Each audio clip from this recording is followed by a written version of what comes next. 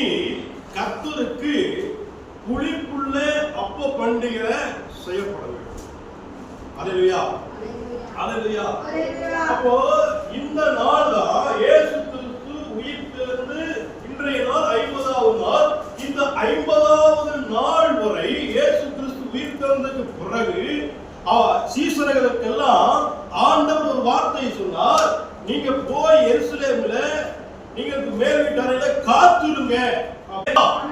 இப்போ இயேசு கிறிஸ்து எடுத்துக் கொள்ளப்பட்டதுக்கு பிறகு சீசர்கள் எல்லாம் வானத்தையே அண்ணாந்து பார்த்து கொண்டிருக்கிறார்கள்.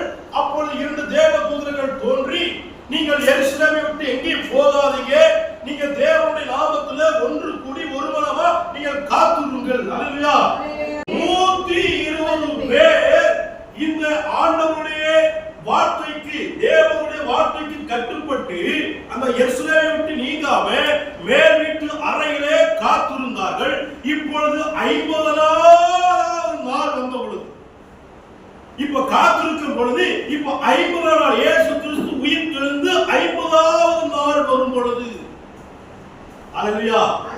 இப்ப பழைய ஏற்பாட்டு காலத்திலே போஜன பலியை, புளிப்புள்ள பலியை, அப்பத்தை சுட்டு தேவ சமூகத்துக்கு கொண்டு வந்து 50வது நாளிலே நீங்கள் பலி செலுத்த வேண்டும் என்று பழைய ஏற்பாட்டு காலத்திலே மோசே மூலியமாக இஸ்ரவேல் ஜனங்களுக்கு ஒரு கட்டளை கொடுத்தார், ஒரு பண்டிகையை கொடுத்தார்.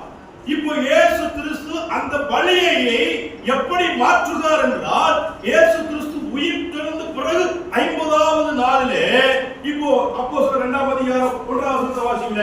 பெந்தெகோஸ்தே என்னும் நாள் வந்த பொழுது அவர்கள் எல்லாரும் ஒருமனப்பட்டு ஓரிடத்தில் வந்திருந்தார்கள். அப்பொழுது பலத்த காற்று அடிக்கிற முழக்கம் போல வானத்திலிருந்து சடிதியாய் ஒரு முழக்கம் உண்டாகி அவர்கள் உட்கார்ந்திருந்த வீடு முழுவதையும் நிரப்பிற்று. அல்லேலூயா, அல்லேலூயா. அந்த நாள் தான் இந்த நாள். அல்லேலூயா. இயேசு கிறிஸ்து உயிர்த்தெழுந்து ஈஸ்டர் பண்டிகை முடிந்திருந்து இன்றைய நாள் 50வது நாள். அல்லேலூயா. இன்றைய நாள் என்ன நாள்? 50வது நாள். பெந்தெகோஸ்தே என்கிற நாள். இந்த நாள்ல நம்மளும் மேல் வீட்டு அறையில எருசலேம் என்கிற தேவனுடைய ஆலயத்துல நாம் உட்கார்ந்து காத்து கொண்டிருக்கிறோம். அல்லேலூயா.